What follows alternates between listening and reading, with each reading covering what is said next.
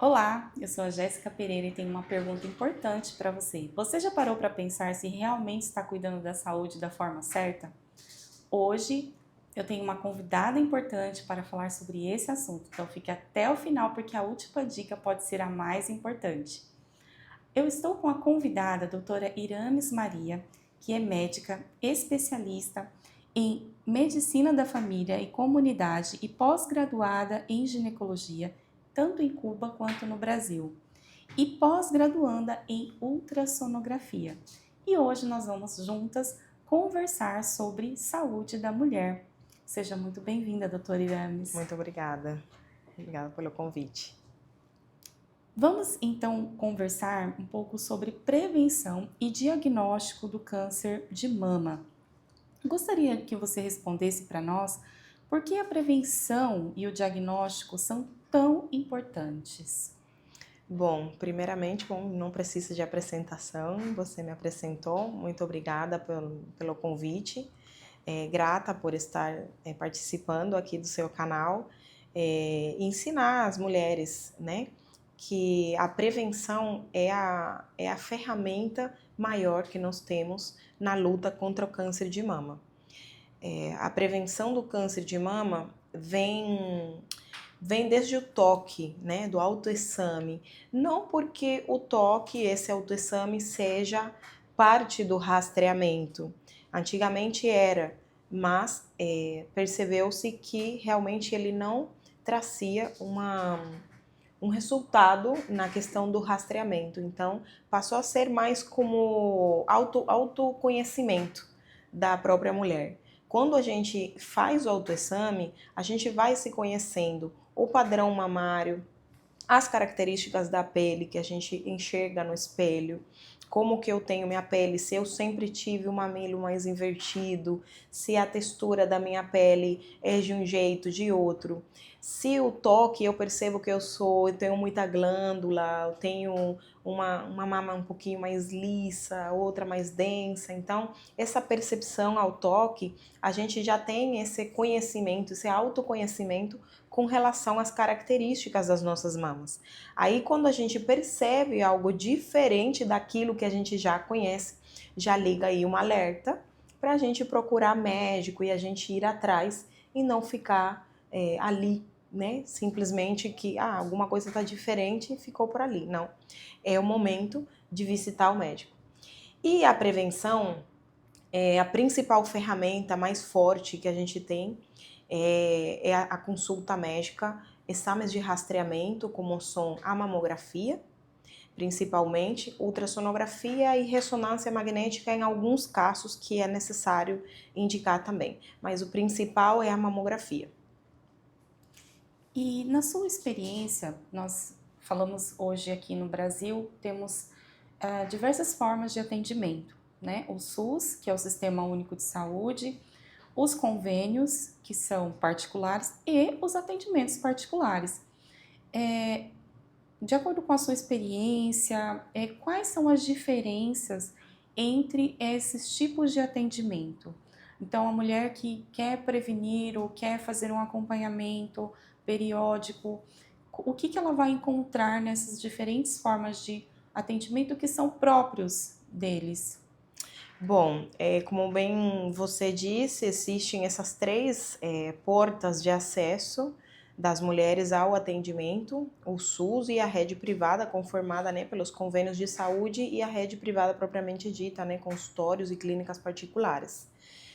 O SUS, ele por lei, ele tem até 60 dias para poder dar início ao tratamento daquela paciente. Então, essa paciente já tem uma porta de entrada, que é a UBS, né, os postos de saúde, onde ela tem acesso à clínica, ao médico, né, da família que está lá para avaliar a toda a população, não somente mulheres.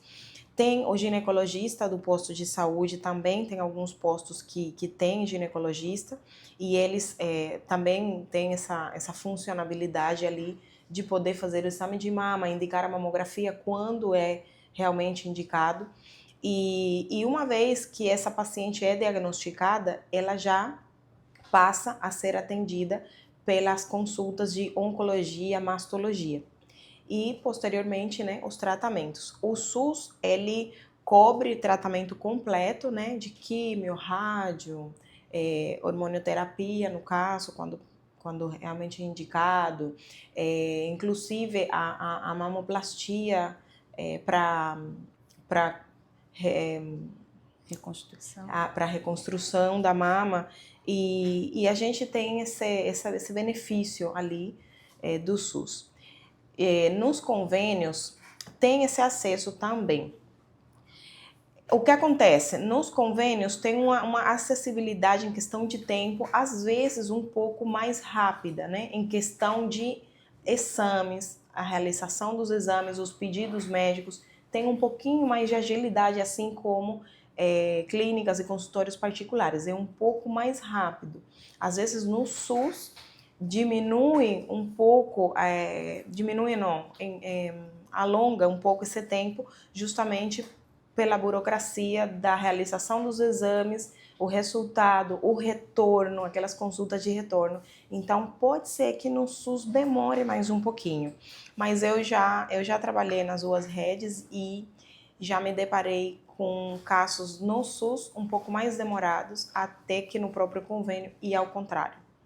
Então, vai depender no momento de saúde pública que o país ou o município está vivendo, e acho que varia um pouco de um para outro, não é um padrão assim estrito estabelecido. Pode ser que um demore mais, pode ser que o outro demore menos. O fato é que o SUS, por lei, tem que cobrir antes dos 60 dias. Só para esclarecer, doutora, para quem está nos assistindo, quando você falou do prazo de 60 dias, é no caso de um diagnóstico de câncer de mama ou para qualquer necessidade, para qualquer demanda que a mulher tenha, que ela veja a necessidade de um atendimento médico? Esse prazo é tanto para um quanto para o outro? O prazo, ele é especificamente para os casos oncológicos. Especificamente o prazo da lei, né, que exige. Agora, um atendimento ginecológico, um atendimento médico, não exige uma obrigatoriedade de ser um prazo de 60 dias. Pode ser até menos, né, inclusive, de um atendimento médico. Quando a gente está falando em 60 dias, é para dar início ao tratamento daquela pessoa já diagnosticada. Muito bem. Bom, e eu quero convidar você que está nos assistindo a participar. Então, compartilhe conosco aqui nos comentários a sua experiência. Você já passou por atendimento pelo SUS, pelo convênio, pelo particular? E como que foi esse atendimento? Como foi a sua experiência? Comente aqui abaixo. Você pode ajudar outras mulheres também a esclarecer a questão do atendimento médico. Agora, vamos falar um pouco sobre a saúde das mulheres jovens, né? A gente sabe que depois de uma certa idade, nós mulheres precisamos ir com mais frequência a médicos e fazer um acompanhamento preventivo, mas as mulheres mais jovens, aí, quando eu falo abaixo dos 30 anos, né? As adolescentes, as jovens, adultas, também precisam. E como que você vê, assim, essa importância, né? Como que você tem percebido a frequência dessas mulheres em consultório? Bom, é um fato que quem já passa dos 30, 40, inclusive 50 anos, as mulheres que ultrapassam essas idades, elas pode ser que elas se dediquem mais um pouco a procurar consulta médica, a procurar um cuidado um pouco mais de perto.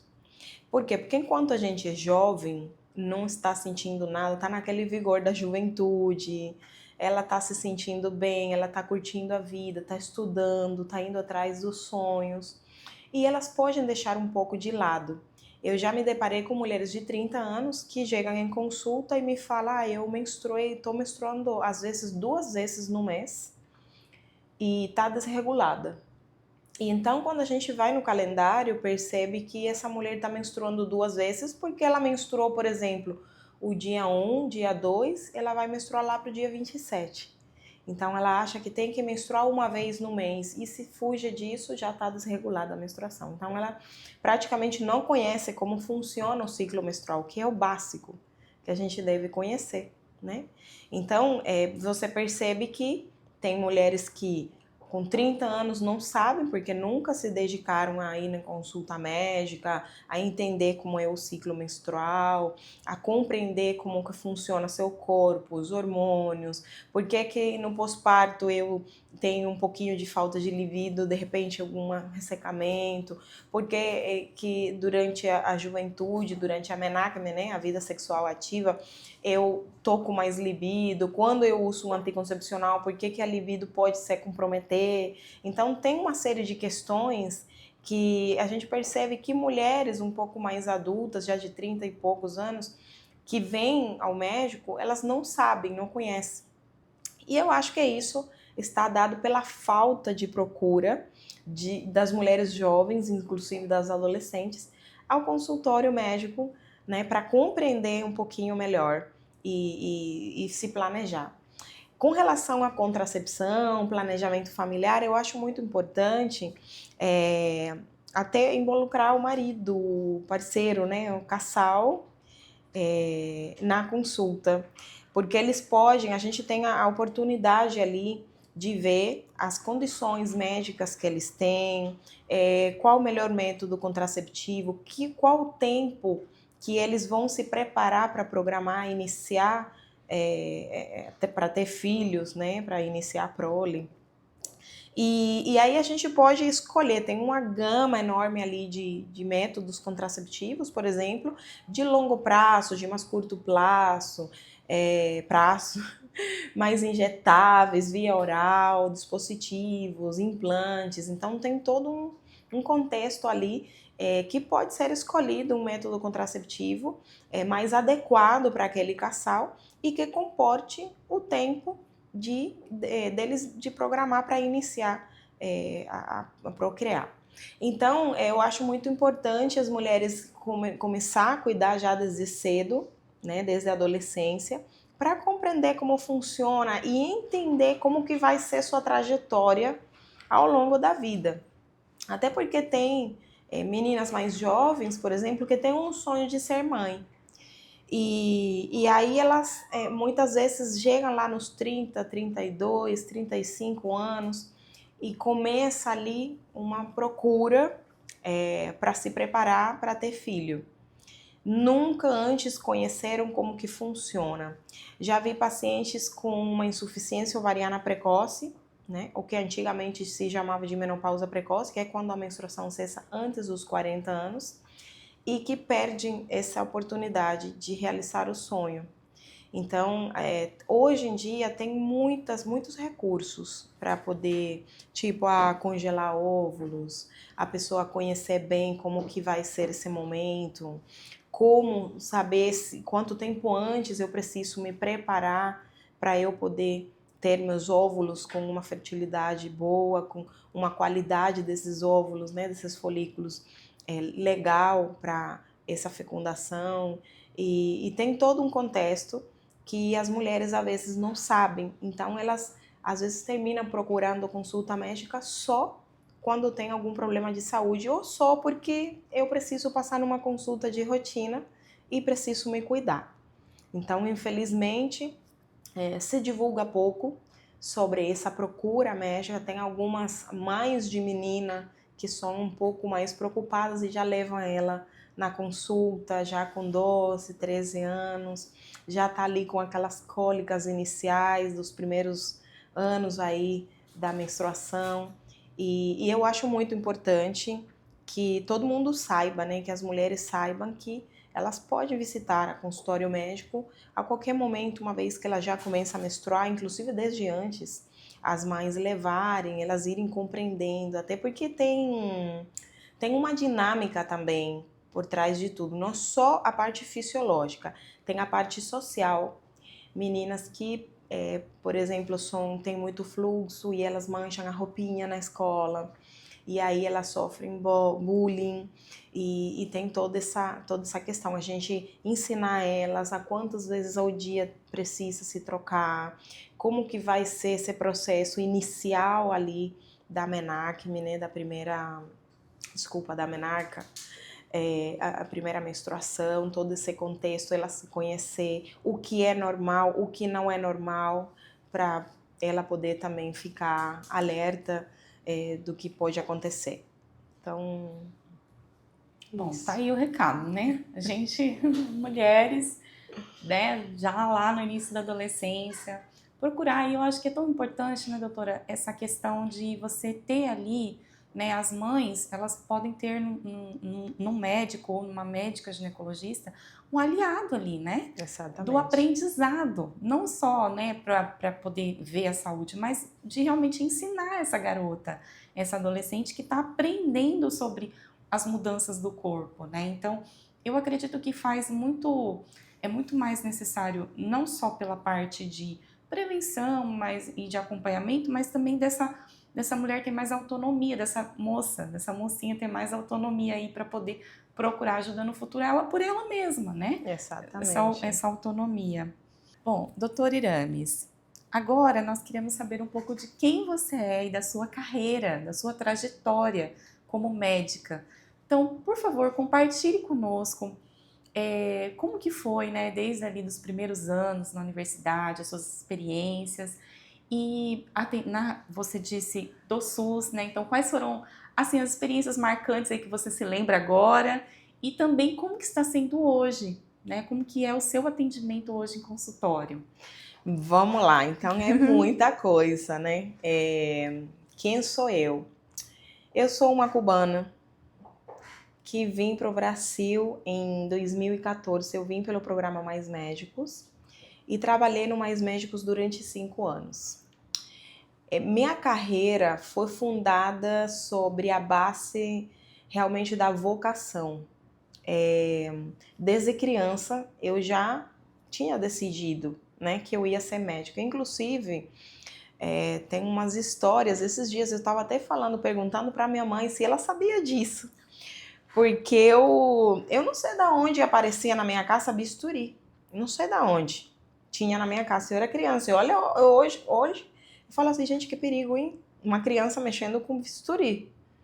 Mas eu era criança e onde eu morava tinha um quintal de muitas árvores frutais e ali eu caçava as lagartijas e eu fazia cirurgia nelas. Eu pegava elas e eu pegava aquele bisturi, abria a barriga inteira e às vezes tinha até ovinhos lá dentro. Eu falava, meu Deus, tô fazendo uma cesariana. E assim, muito engraçado, porque eu desde criança, assim, eu gostava muito de cuidar. Eu já fazia uns mutirões, até na escola. Tinha uma menina lá que tinha piolho. E eu já juntava as amigas, falava, gente, precisamos curar os piolhos de fulaninha. Vamos juntar, eu já fazia um mutirão, curava os piolhos, colocava álcool na cabeça dela, fazia um monte de coisa. Então, assim, eu já tinha essa vocação, né? E lá, quando eu era criança, tinha algo que se chamava círculo de interesse. É assim como se diria em português, círculo de interesse. Eram reuniões que faziam para nós crianças de diferentes áreas, né, diferentes carreiras. E aí eu sempre estava na área médica. Então, assim, desde bem criança eu já gostava muito de cuidar de pessoas, de curar as pessoas e de me doar nesse sentido aí. Aí eu já fui crescendo e quando eu entrei no pré-universitário, ensino médio, né? Eu já fui me preparar para as minhas provas, meus exames. A gente teve que passar por uma prova que se chamava prova de aptidão. Essa prova de aptidão, ela constava de uma entrevista onde eles perguntavam várias coisas de você, sobre a sua família, sobre a sua formação até aí, o porquê que você gostava da medicina. Tinha todo um questionário ali, uma entrevista que você fazia, um teste psicotécnico e uma provinha escrita, que era com umas noções básicas, né, de biologia, de química, noções básicas de medicina. E para você optar por fazer aquelas provas, lá a gente chama de as provas de interesse. que aqui seria assim como o vestibular, né? Se você não passava aquela prova de aptidão, não tinha nem direito a fazer o vestibular, porque você não tinha aptidão para aquilo. Então, a gente teve que passar por essas provas e, bom, aí já, graças a Deus, eu passei minhas provas e já fui iniciar minha carreira. E foi uma etapa, assim, muito linda, de muitas amizades, de muitos amigos, de muito aprendizado. Cada vez que a gente passava por um estágio na área clínica, assim, me encantava cada dia mais. E realmente meu sonho inicial foi ser pediatra. Esse era meu sonho. Antes de eu sair de Cuba, eu já ia começar a fazer uma residência em psiquiatria infantil, né? Que é uma área que também eu amo muito. Mas aí depois eu saí de Cuba, vim para o Brasil e aqui Deus foi me movendo para cuidar de mulheres. E mesmo que eu relutei, mas eu quis obedecer à voz de Deus, né? Que é tudo na minha vida. E aí eu fui migrando. Eu sempre gostei muito da ginecologia, sempre foi a especialidade que melhor eu estudava. Assim, era só porque assim, eram coisas, protocolos assim bem estabelecidos, uma coisa bem regradinha. Eu gostava muito daquilo, porque era muito fácil de estudar para mim. Ginecologia sempre foi. E pediatria, que era meu grande sonho. Mas aqui eu decidi ouvir a voz de Deus e ir para a área da ginecologia. Então, você me perguntava de casos que tocaram, né, que me tocaram durante esse tempo no atendimento a mulheres, a saúde da mulher. Teve um caso que eu atendi mesmo quando eu trabalhava na UBS. Uma paciente que ela chegou desesperada com um diagnóstico de câncer de mama, em depressão total, mas não somente pelo fato do diagnóstico, e sim de como foi comunicado. Ela disse que o colega que estava lá fazendo o exame de ultrassonografia dela falou assim, você tem que procurar com urgência um oncologista, porque o nódulo que está tendo aqui tá bem suspeito, eu tenho quase certeza que é um nódulo maligno e tem que sair e procurar rapidamente um oncologista. E ela ficou assim porque ela foi fazer um exame rotineiro, ela não esperava aquilo. E isso me marcou muito porque a gente durante a carreira e durante a nossa preparação técnica, aprende a comunicação da má notícia, né? Existe um protocolo, inclusive, o protocolo SPIKE, que tem um passo a passo para essa comunicação, seja para comunicar um familiar de morte de algum outro familiar, ou seja para comunicar um diagnóstico. E eu digo mais, esse protocolo a gente tem que respeitar para comunicar até qualquer diagnóstico em pacientes. Tem pacientes que emocionalmente eles são mais vulneráveis a apresentar um diagnóstico que pode mover sua estrutura financeira, a logística da sua família, que pode mudar alguma coisa na vida dele, né? E a gente tem que tomar cuidado de como comunicar isso. Esse caso me impactou muito, porque no final eu acolhi aquela mulher lá, eu demorei muito com ela na sala, acolhi ela, acalmei, a gente falou, olha, não é o fim ainda, faltam coisas para fazer aqui. Ela não tinha feito mamografia, não tinha feito biópsia, não tinha nada, né? Então, uma ultrassonografia que depois terminou nem sendo, graças a Deus, terminou nem sendo um câncer. Depois que ela foi atrás, né, dos outros diagnósticos e tal, isso me impactou muito porque me mostrou o médico que eu não devo ser. Que às vezes a gente aprende a ser e não aprende quem você não deve ser, como não fazer, né? E isso me ensinou a como não fazer uma comunicação daquele jeito, de um diagnóstico. E outro caso que me tocou muito foi uma experiência muito pessoal, muito uma experiência que eu tive, inclusive com Deus. Eu estava na minha casa, acordando para me preparar para o serviço. E esse dia eu amanheci com uma cólica horrível, horrível. Desde o dia antes eu já estava menstruada. E eu já tinha um pouquinho de cólica e tal, e tomo meu anti-inflamatório.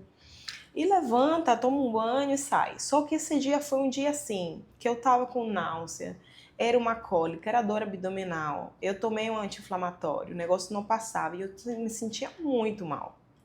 E eu entrei em contato para avisar que eu não ia, porque realmente eu não estava me sentindo bem. Entrei em contato, falei, olha, não estou me sentindo bem, já até tomei anti-inflamatório, não está passando aqui, eu acho que eu não vou conseguir hoje trabalhar. Só que aí eu entrei, tomei um banho e durante o tempo que eu estava tomando banho, bem quentinho, Deus falou para mim, você vai trabalhar. E eu comecei a relutar com Deus porque eu realmente me sentia mal. Falar, pai, eu me sinto mal, né? Como que eu vou trabalhar assim? Já tomei tudo aqui, não tá passando, me sinto mal. E, bom, enfim, eu decidi obedecer e eu fui trabalhar. E foi o dia que mais pacientes eu vi na vida. Eu não sei se é porque você se sente mal, você já quer terminar. Mas enfim, eu decidi ir para trabalhar. Eu liguei de novo, falei: olha, eu tô mais aliviada aqui, eu vou, não precisa desmarcar, deixa quieto, eu vou trabalhar. E eu fui assim, como falo brasileiro, no pó da rabiola, né? No pó. Eu fui no pó, mas eu fui trabalhar. E eu atendi pacientes o dia inteiro, inteiro. A última paciente que chegou, já quase 6 da tarde. A última paciente, uma paciente que chegou com problemas familiares, um irmão com tentativa de suicídio e muitos problemas. E ela veio chorando também um caso parecido com um nódulo. Doutora, eu estou me sentindo um nódulo, um nódulo que quando você palpa a característica daquele nódulo, um nódulo duro, mais imóvel, um pouquinho mais profundo, né? Então, você suspeita ali. Ela estava convencida, porque ela tinha uma irmã com câncer de mama e para ela já estava. E ela veio chorando muito, chorando e Deus me falou, você veio aqui hoje por ela. E eu comecei a chorar junto. Coisa assim, atípica, né? A gente chorou juntas. Eu pedi a licença para abraçar, ela falou toda. Então, assim, foi como um bálsamo para ela. Foi um momento, eu acho que até de cura emocional. Ela nunca falou, nunca na vida nem sonhei uma médica me abraçar em consulta. Então, a gente se abraçou, chorou, eu orei por ela. A gente pediu, né, os exames, eu acolhi ela assim com todo aquele carinho e assim, foi uma mudança de vida para aquela mulher. E eu até falei para ela, hoje eu vim aqui trabalhar foi por você. Porque hoje não era para eu estar aqui. Eu me senti mal, eu até contei para ela, me senti mal cedo de manhã e eu não vinha trabalhar. E Deus acabou de me falar que eu vim aqui hoje por você, só por esse abraço.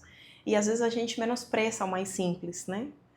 E um abraço trouxe cura. Quando ela voltou assim toda renovada, toda com os exames dela, terminou não sendo aquilo, né, que a gente suspeitava por aquelas características do nódulo.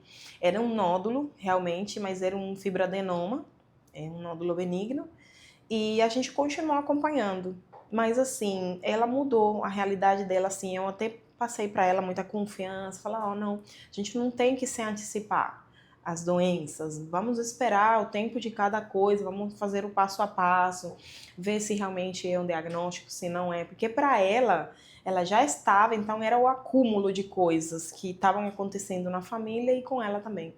Então esses dois casos assim de mulheres em atendimento, né, a saúde da mulher que me marcaram até agora. Tem muitos casos, né, de pacientes, de transformações, diagnósticos que a gente detectou precocemente, que deu certo, mas esses 2 casos eu não me esquecerei jamais. Muito obrigada, doutora Irames, por compartilhar. E é tão importante, né, o que você falou. Quantas vezes nós que não temos a formação em medicina, a gente recebe uma notícia e não sabe o que fazer com ela.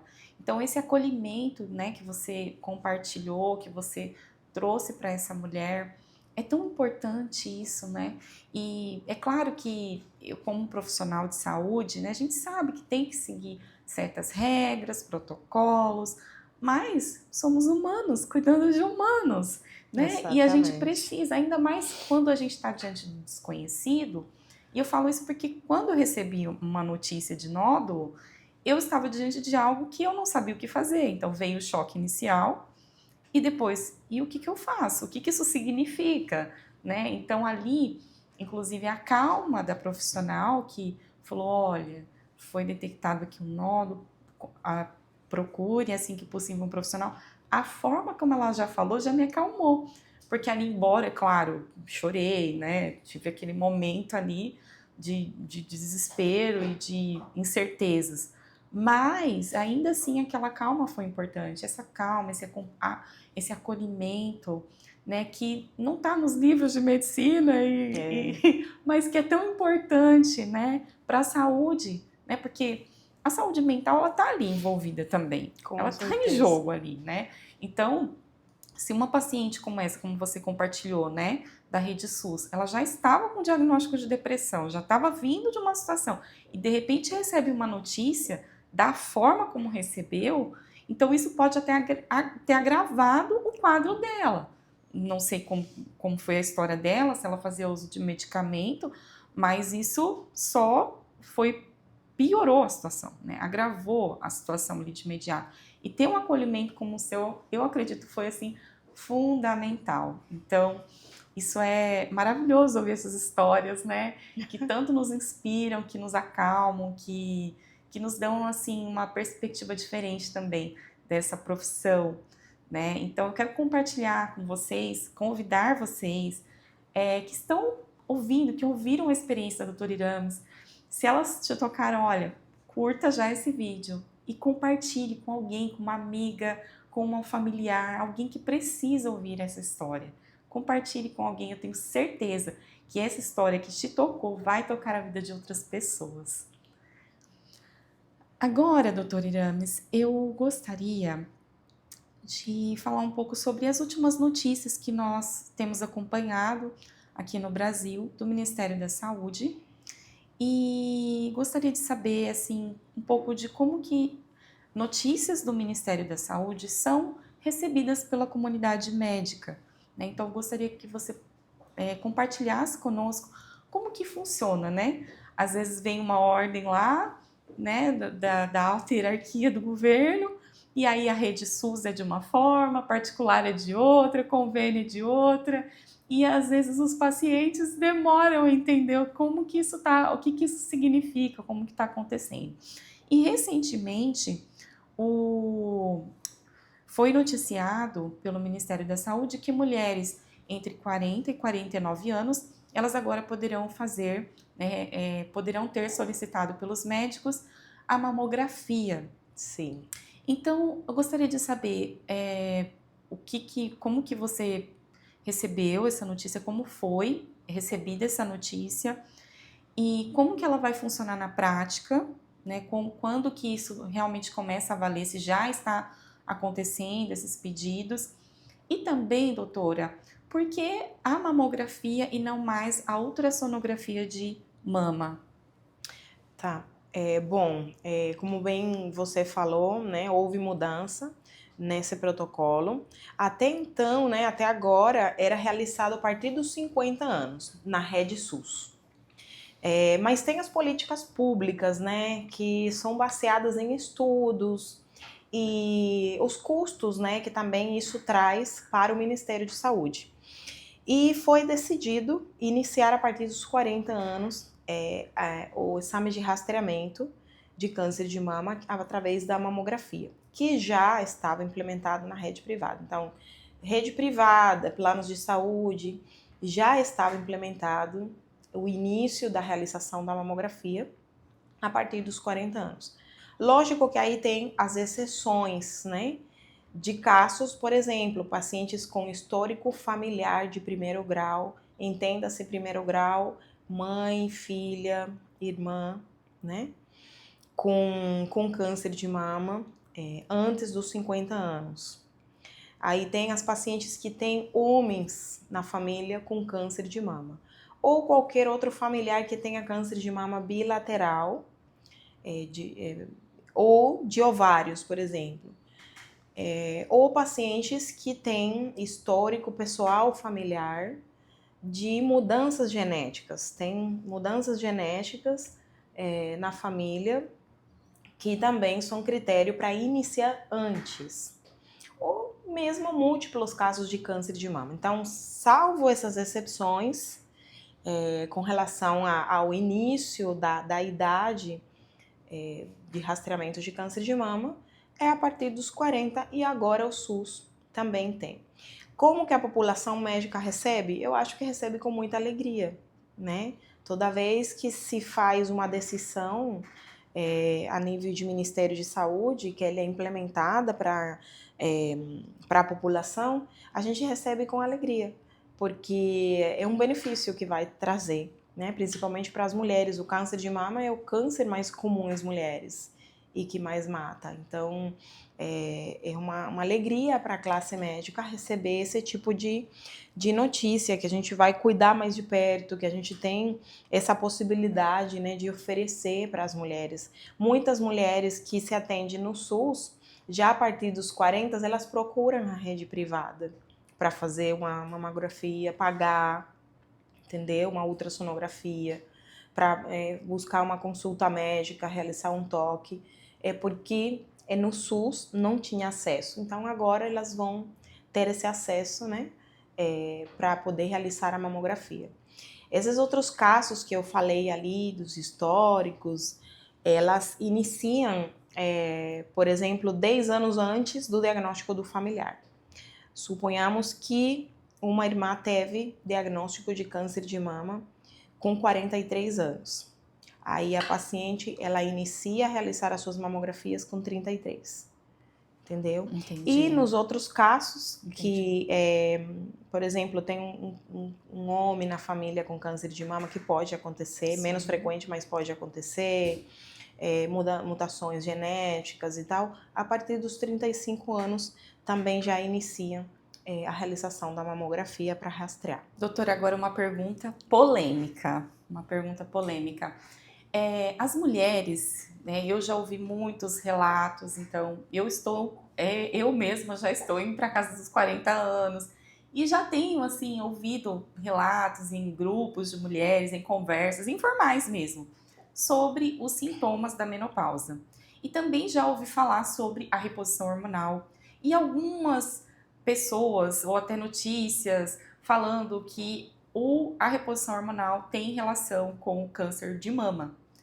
Isso é verdade? É fundamentado? Existe uma relação direta entre a reposição hormonal e o câncer de mama? Pode fazer? Não pode fazer? Existe muito riscos altos de fazer reposição. Então, o que é mito, o que é verdade nessas conversas que a gente ouve por aí? Como você falou, é polêmico, né? Então eu vou te explicar o porquê que essa polêmica toda está até os dias de hoje. No início dos anos 2000 foi publicado um estudo, né, o estúdio WHI, que trouxe essas informações, né, de aumento de risco cardiovascular, aumento de câncer de mama, aumento de trombose, naquela população de mulheres que foi estudada. Aquelas participantes, na verdade, elas tinham uma média de idade de 63 anos aproximadamente. Eram mulheres que já tinham fatores de risco ou mesmo doenças crônicas, elas já eram hipertensas, tinham algum certo grau de obesidade, sobrepeso, tinham alguma doença cardiovascular. E foi feito aquele estudo naquelas mulheres, que realmente estourou, né? Realmente levou muito a essas outras doenças, né? A trombose, a câncer de mama. E isso foi publicado. Desde então, o terror se espalhou até hoje, até os dias de hoje. Todo mundo fala que não pode porque tem câncer de mama. Ai, tem uma prima com câncer de mama e eu não posso fazer uma reposição hormonal. Ai, eu tenho histórico na família, seja quem for, e eu não posso fazer uma reposição hormonal porque eu vou ter câncer se eu fizer. Realmente isso não é real. Não é real. Estudos posteriores já demonstraram que os benefícios são bem maiores do que o risco de sofrer uma trombose, um câncer de mama. Existe um certo grau de risco muito mais pequeno, muito menor. Por quê?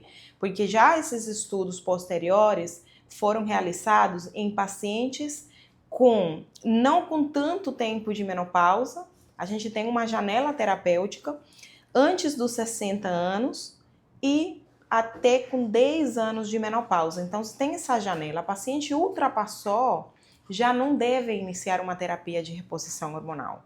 Vai depender de cada caso. Você está com 61 anos, não tem nenhum outro fator de risco, você está sofrendo, você teve uma menopausa com 54 anos, está com 61 anos e tem indicação real, eu não vou dizer, porque você ultrapassou 61, vou te deixar sofrendo. A gente tem que avaliar, mas a janela terapêutica é 60 anos e até 10 anos de menopausa. Então, quando a gente indica uma reposição hormonal em pacientes indicativas, né, que tem essa indicação, principalmente sintomas vasomotóricos, são aqueles fogachos, aquela sudorese que vem, aqueles despertares noturnos por aquela onda de calor, é o sintoma principal de indicação. Então a gente orienta, indica e acompanha. Então não é que todo mundo tem que sair por aí fazendo uma terapia hormonal. Não, não é uma dipirona que você vai comprar na farmácia. Precisa de um acompanhamento, precisa de entrar com essa terapia e ver como que vai evoluir, se a gente tem que ajustar a dose, o que vai fazer. E a terapia hormonal vem sendo uma cerejinha do bolo em meio de todo esse universo que é o climatério. Então é importante isso também. Mas a relação com câncer de mama e com trombose e tudo mais é essa. O terror se espalhou até hoje, mas pode com certeza visitar um médico que realmente domina a terapia de reposição hormonal, que acompanha, que não vai ter problema, vai ter mais benefícios do que riscos.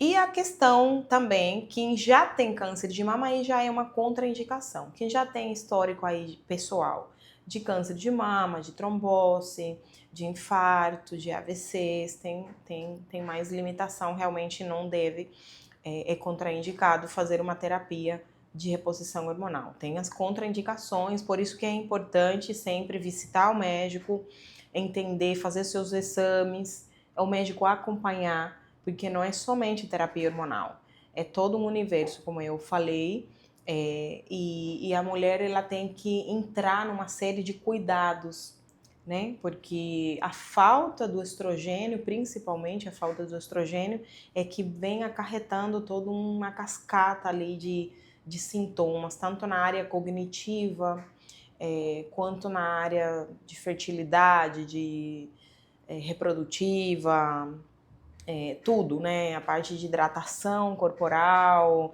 vitaminas, tem assim, mexe com muitas coisas, porque o estrogênio ele tem umas quase 300 funções no nosso organismo. Então, a diminuição da produção dele pelos ovários já vem acarretando isso. Quando a gente para de menstruar, que é a nossa menopausa, aí também já, né, cessa a produção e aí o corpo tem que ir para outros ajustes, produzir estrona, ganha de peso justamente porque esse tecido adiposo ali de gordura começa a produzir estrona para tentar dar conta e aí aumenta, também ganha de peso, a paciente tem dificuldade para perder peso e tem todo um contexto emocional pela obesidade, porque a barriguinha aumentou, então tem todo um cuidado.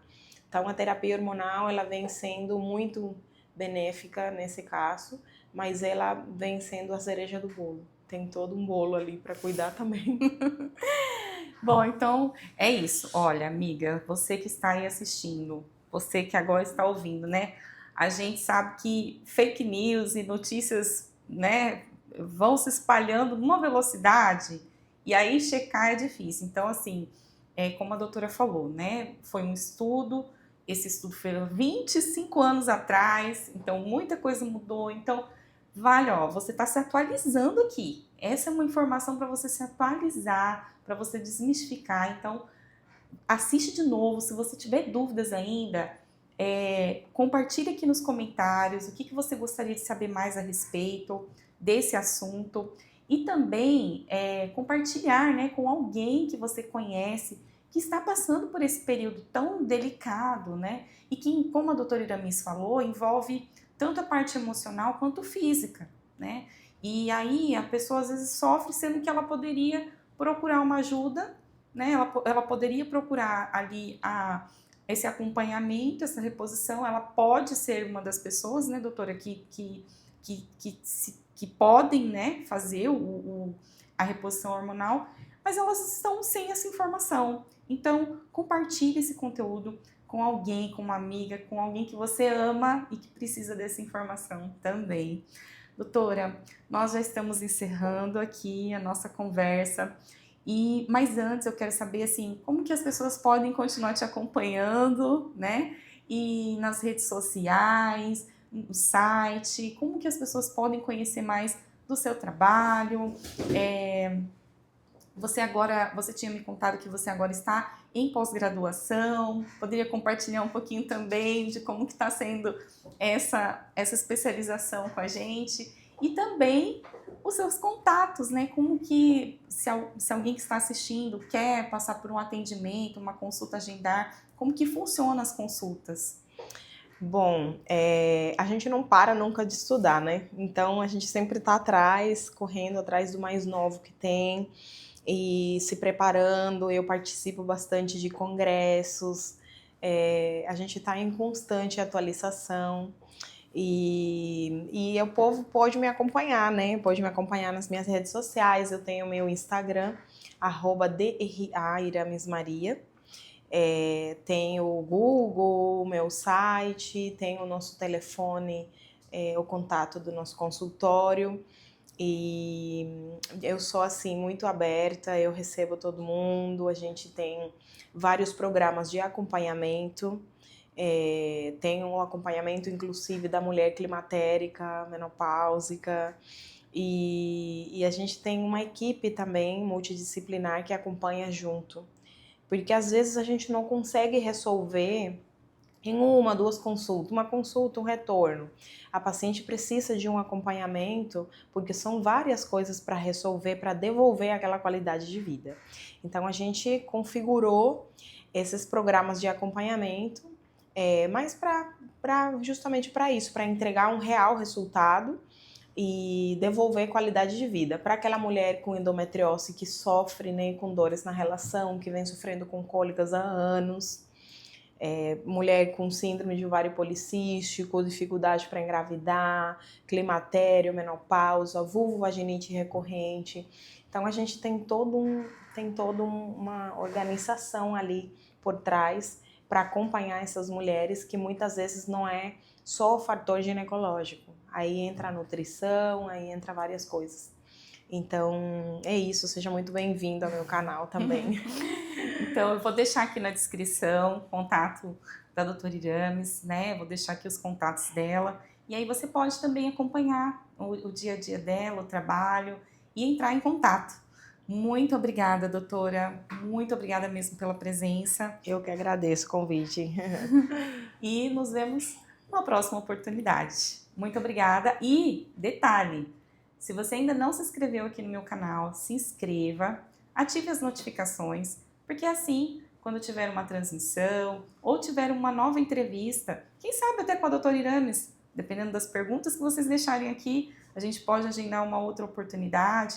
Então, se inscreva no canal, ative as notificações e compartilhe esse conteúdo, que é informação de altíssima qualidade. Até a próxima!